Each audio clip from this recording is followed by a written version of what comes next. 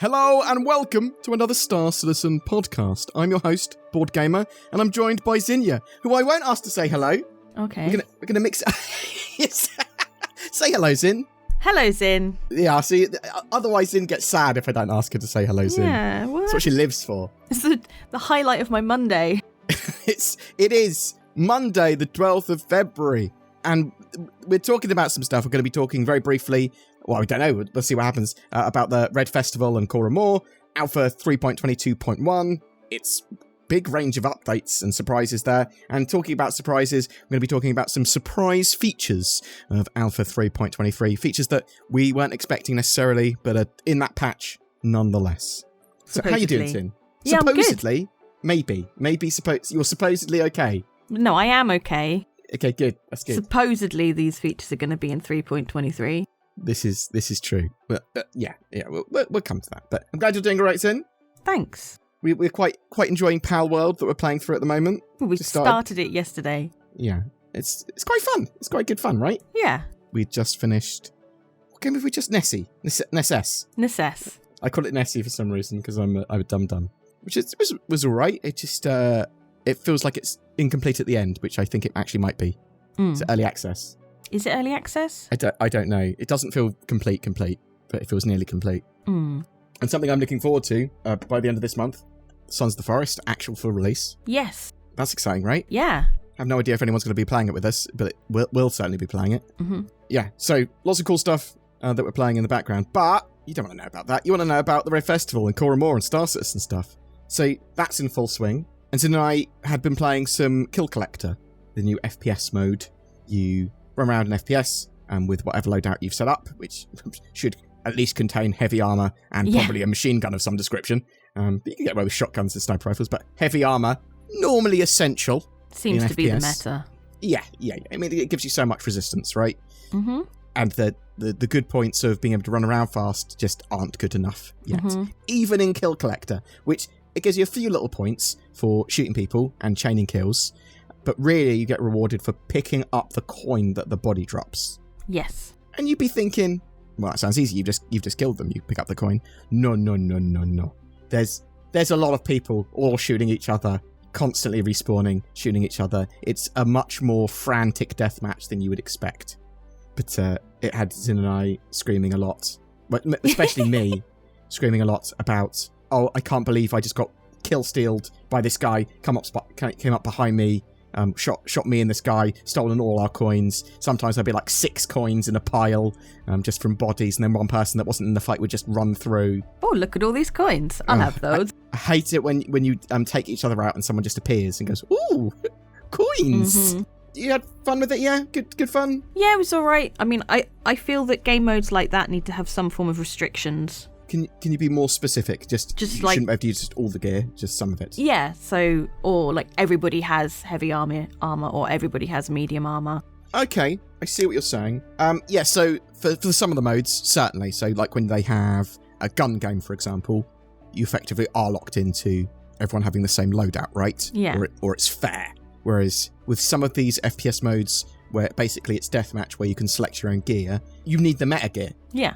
Unless someone's going like, actually, I won while wearing no armor at all because I was able to sneak around. I was like, okay, yeah, maybe in a few rare situations, but the meta is having an FS9 or and then some shotgun or an SMG as your sidearm, running around, just running and gunning or trotting along and gunning because you're quite slow in heavy armor, but the bonuses of not dying very easily outweigh the speed reduction. Yeah, so it's not very find cover and like shoot from behind cover. It's very much just find someone, get in their face. Well, not in their face, but just kill them before they kill you. Yes.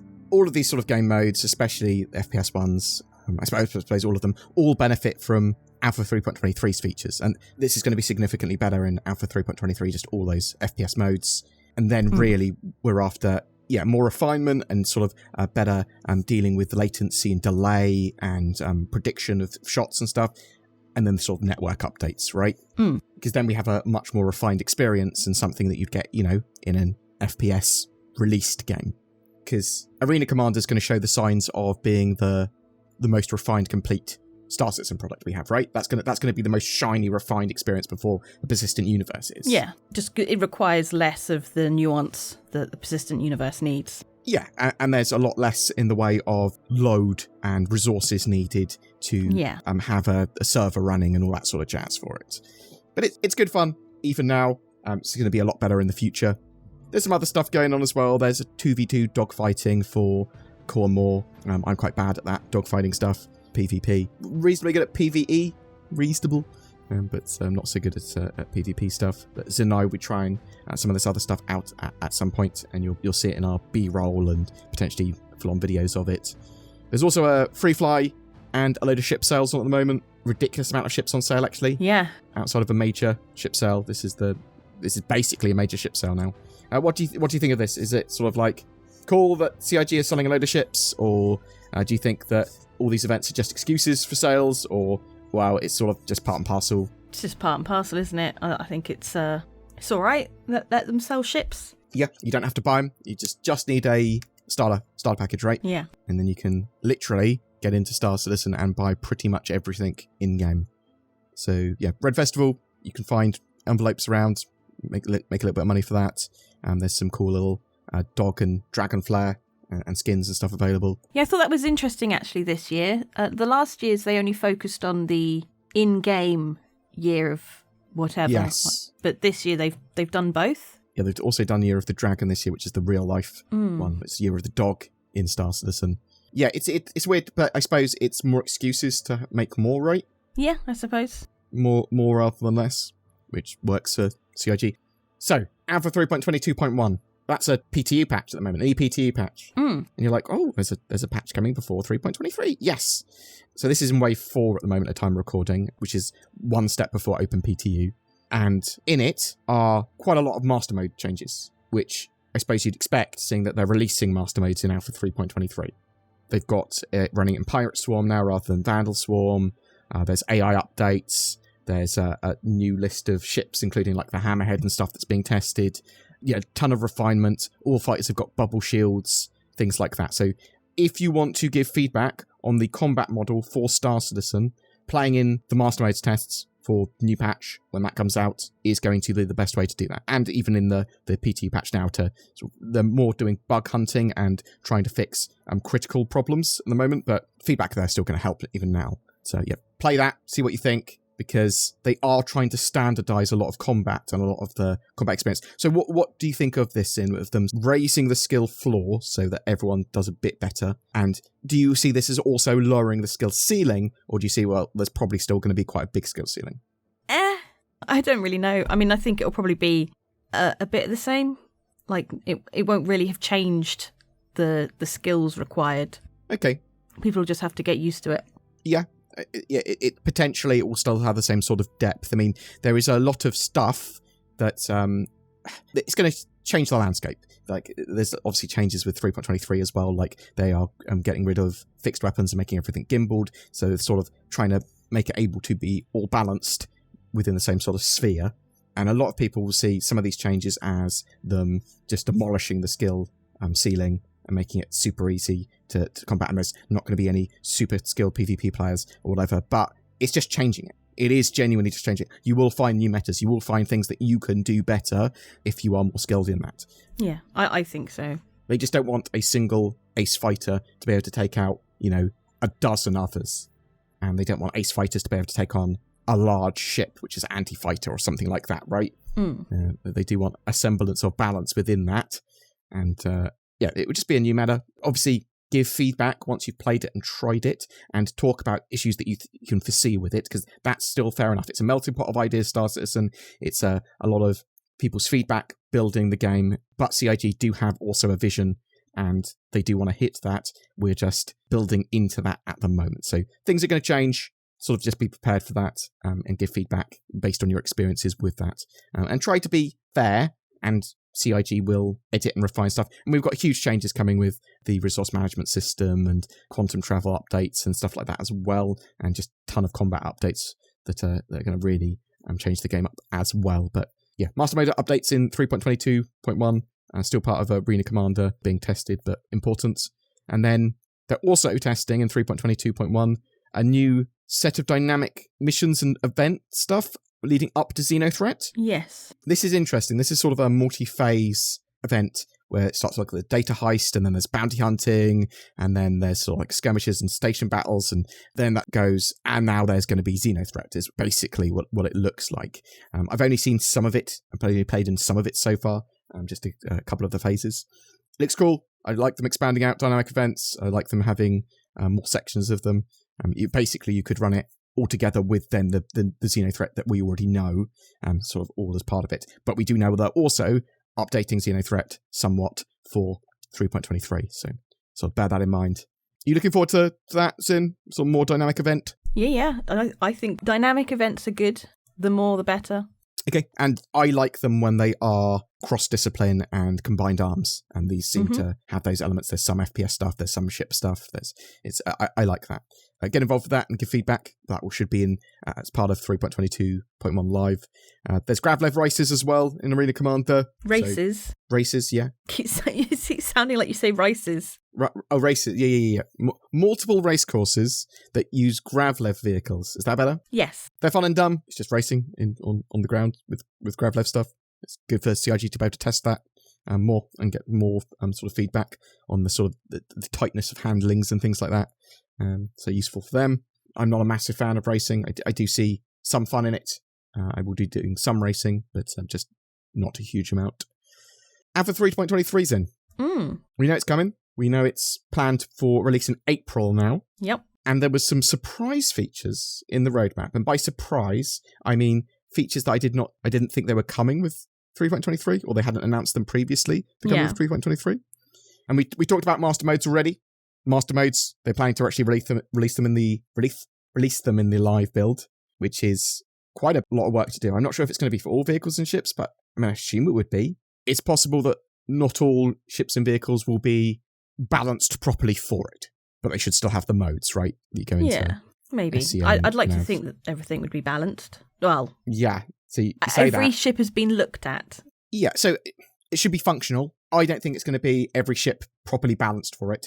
So it's the same for cargo in 3.23 with the new freight elevators and stuff. Some ships don't have the ability to get the large cargo containers out and into their cargo holds properly and things like that. They're not particularly well set up for freight elevators yet. So bear that in mind. You'll have a different cargo experience than what you will later with 3.23 with some ships because they're not fully set up for it. But yeah, so master modes, big undertaking.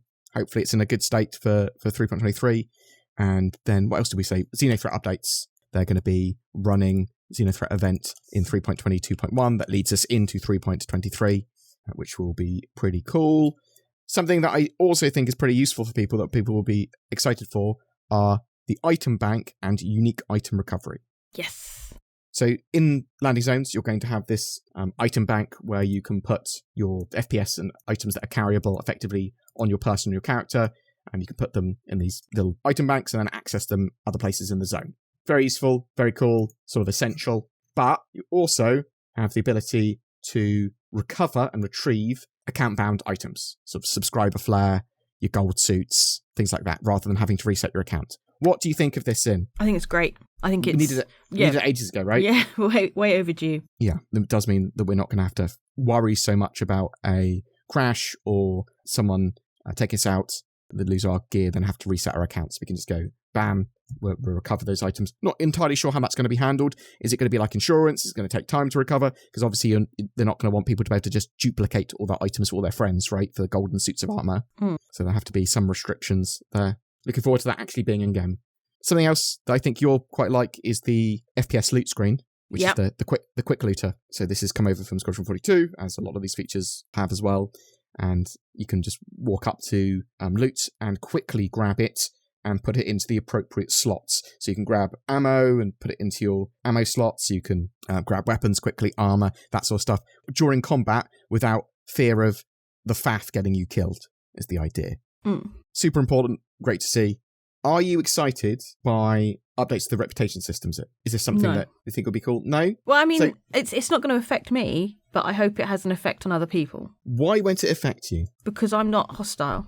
Ah, I see. No, so the hostility systems basically goes what is your reputation with Ninetales, with the UEE, with each individual faction? Yeah. And then has them appropriately responding to you. So if you are friendly with Ninetales and you go to a mission with Ninetales, they will assist you as if you're one of their own if you're friendly enough with them. Mm-hmm. And the UEE will shoot you on sight and hunt you if your reputation is low enough with them permanently. Yep. So whatever you do in-game, even if it's cargo missions, will affect your reputation with some faction. Yeah, it's still not going to affect me. Because if I'm going to a mission with Ninetales, I'm expecting them to be hostile. That's not going to change. Oh, I see what you mean. So it's not going to change because you're there for a specific thing anyway. If you're there with Ninetales, you're going to be fighting Ninetales. Okay, it'll be interesting to see how it affects you with, like, UEE rep. Like, if you're neutral of the UEE and you're fighting Ninetales or Xenothreat, do UEE treat you differently if you're neutral or friendly with them? Like, if you get attacked by Ninetales when the UEE are there and you're friendly, do they really come and assist you? Well, the thing is, I would assume they wouldn't come to assist, more so come to apprehend the Ninetales. Yeah, it's an interesting one. Like, what benefits does that get me at the higher levels with these factions in a actual in-game mechanical way that I can see? Okay, fair. That is a genuinely fair thing. But it'll be interesting to track, and I suppose it's going to be occasionally you're going to be going through parts of space in Pyro and stuff where factional warfare is more important, potentially. We'll have to wait and see. Obviously, hostility incredibly important for the game. Mm-hmm. But yeah, as mechanically at the moment, I suppose it isn't going to have as much of an effect. But it will have more of an effect for people that want to be friendly with Ninetales, right? Yeah. So they can actually be friendly with them now. And if they turn up at the Siege of Orison, you already know that they are an enemy because of their hostility rating. Yeah. Their faction rating. That should give you an idea. And then Ninetales will be friendly to them. And yes, it's just an interesting one. Okay. But I see what you mean. It doesn't necessarily affect you in the same way at all, because you're going on a mission to fight Ninetales. Doesn't matter if they're hostile with you. New dynamic event, Blockade Runner. Not a new dynamic event, Sin. I'm going to tell you that. It's the Ninetales Lockdown remade, basically. And they've made them more modular so they can effectively have them with any faction, but it is with Ninetales again. And they lock down some of the main station in the area and some of the nearby rest stops. And you've got to, I think, get Quantanium from some of the stations to some of the other stations is the idea. Yeah. So that you're keeping them fueled and going while the enemies are blockading that area, while also clearing them out. Mm-hmm. Yeah, it's cool. More events, more things to do, the better. Something like that interesting to you, or sort of like, meh? It's just. I think it'll be fun. I like PvE, so. Okay, I wonder how PvP it's geared towards, because I don't actually know. I'm not sure if there's much PvP orientated in that. So originally, the Ninetales Lockdown, one of the things was that it was very one-sided. People didn't want to get sort of involved on the criminal side, I'm going to say, on the Ninetales side. So some of this stuff is definitely better for PvE. I don't want to remove PvP from the game, but I do think it needs to be in its place. There needs to be certain things that are PvP, PvE, things that need to be PvE, and things that need to be PvP. And obviously the looming threat in areas that PvP could occur. But it all sort of needs to be sectioned in its place, and people need to be aware that things can happen in certain zones and not others. Is that your version of PvP in-game as well, or more freeform, or even more restrictive? I think it should be as unrestrictive or as restrictive as it needs to be for whatever the event is. Okay. Like I believe based on the event. Yeah, I think some events shouldn't be PvP at all. Cool. Gotcha. I mean, I'd quite like it if you would turn up as an assistant to Ninetales or whoever. They would actually be able to give you not necessarily command, but be like, can you try and do this? Can you try and concentrate on that? And like say, then you won't get this sort of like, or how I feel anyway, is that like people will just be like, oh, I'm just gonna target you and mess up your day because I can, because PvP is allowed in this instance. Okay. Whereas they might be like, I'll leave that guy, there's more important stuff over here. And you might get, some sort of punishment, like deranked with them or whatever, if you don't follow commands properly. Oh, okay. No, yeah, so objective-based stuff that also affects your reputation. Yeah. So you're going, no, you're not following orders. Go here, do this, protect this area, fight people here, take out the UEE ships first. Yeah. And things like, okay, I kind of like that idea because that incentivizes people to do objectives, and that's a nice in-game mechanical way of dealing with PvP, PvE stuff, and helping to reduce griefing, right? Because one man's griefing is not necessarily another man's griefing, but it's really hard to tell. But as you said, you want to disincentivize just ruining someone's day. Yeah. Because you can. No, I really like that. I really like the idea. And people might totally disagree with us with PvP and PvE and how that's evolving in Star Citizen and what they like and what they don't want. Feel free to share your comments down below. And also, Star Citizen should evolve into a state where a lot of these different play styles are catered for, but it's not going to be all of them catered for in exactly the way that you want. As I said, I'm hoping that they're all catered for, but in their own place. So people are sort of aware of what can be happening in an area. And some are more PvP orientated and some less. And I think basically Zin is very much on the same page with potentially more restrictions on a particular event going, this one is PvE, just PvE. This one is PvE, PvP. And this one is very PvP orientated. And that's cool because then everyone can get the gameplay that they want. Unless you want to be a monster, in which case, go play Evolve if you want to be a monster. You can't. Oh, you can't. Dead game. Dead game. What else is there?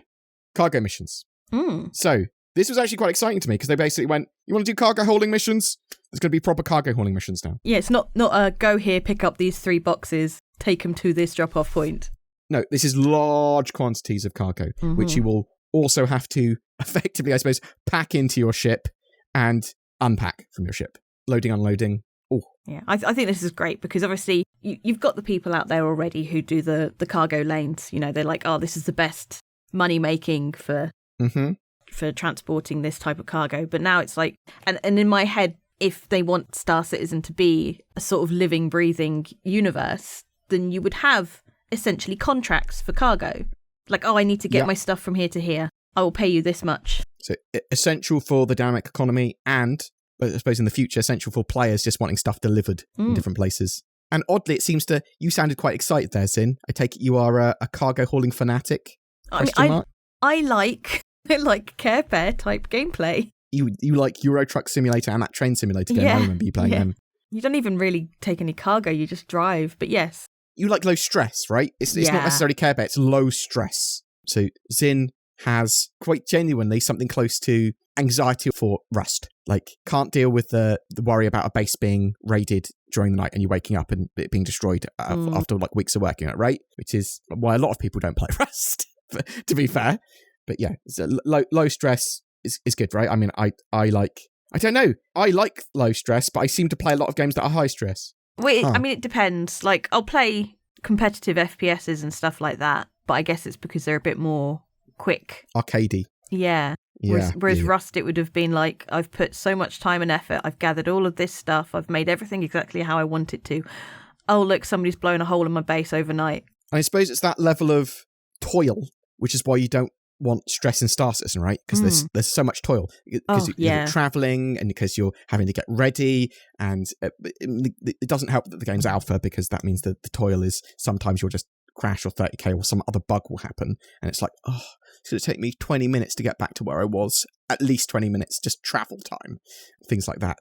So, no, I totally get you. I totally understand that. But I'm looking forward to cargo hauling, because haul large quantities of cargo. I suppose you'll be able to do this in the Hull C and stuff like that as well, which I think a lot of people are going to prefer at the moment, because I believe the system for that is still effectively automated for cargo loading and unloading. Yeah, I would assume if like a pickup and a drop-off point would allow for a Hull C, then yeah, you could use it. Yeah, if it allows for it, yes.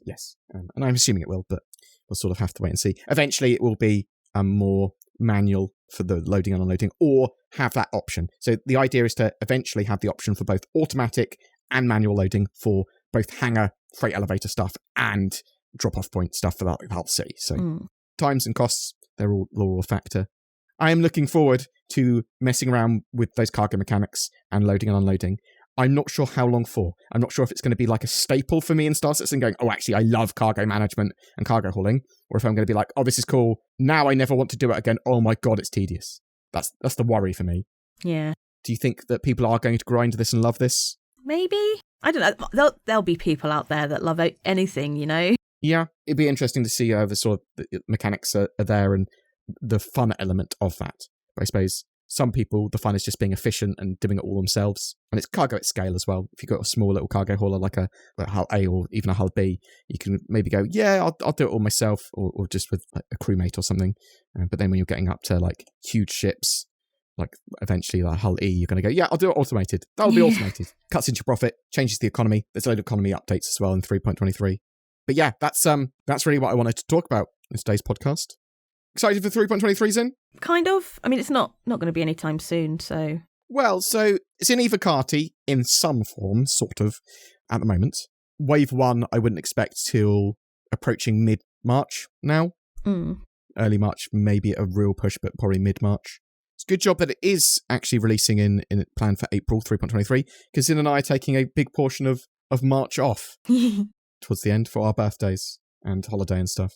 Anyway, boom. That's it for your Star Citizen updates today. Please tell us what your thoughts were on PvP, master modes, 3.22.1, 3.23 events and surprises and features, and the current events running with Red Festival, Coramor. Are you enjoying Kill Collector? Do you hate it? Do you not play Arena Commander? Do you only play Arena Commander? Whatever your thoughts or questions, chuck them in the comments below. And Zin, say goodbye. Goodbye, Zin. Well, no, actually, that's not what I said. Goodbye. That's not what I said to say. Yeah. That's better. Just goodbye. We'll try that again, Zin. Okay. Hey, Zin. Yes. Say goodbye. Goodbye. Perfect. Thanks. Oh, where's the Zin? What a thrilling podcast. Say goodbye, Zin. Goodbye, Zin. Oh my God, you're the worst. People always ask me, what's your favourite ship? And I always answer, it's NordVPN. With its powerful loadout, it wrecks pros and noobs alike. I can cruise around the verse with the added security that online threats aren't as much of a big deal. It also deals with intrusive ads, like this one, and gives you a greater accessibility to content you may want to watch on other platforms. I can watch Japanese Netflix. Is that even a thing? Maybe. You can find out with NordVPN. It is worth mentioning that CIG and Star Citizen don't actually produce a NordVPN ship yet, but NordVPN is available separately from the links below, and clicking those does help me buy spaceships, so it's basically the same thing, right? Go to nordvpn.com/BoredGamer. Get Nord, give ships. I don't know. That's an amazing promo. Every month, we give away a ship for Star Citizen. For February 2024, we're giving away a Drake Corsair Explorer with lifetime insurance and a game package. Everything you need to play and explore Star Citizen in style. All you need to do to be in for a chance of winning that is comment on any of my videos made during this month. It is as easy as that. More details in the comments below. A massive thank you to everyone that goes the extra mile in supporting the channel. It is with your support we are able to make daily Star Citizen videos. If you want to be one of those lovely people, then please check out the join button under my videos. That help you become a channel member. There's Patreon, there's direct donations. All the links for all of that are down below. But there are loads of non-monetary ways you can help support us. Commenting, sharing, liking, all of that sort of stuff goes a huge way in helping the channel grow. Thank you so much for watching to the end, and you have a great day.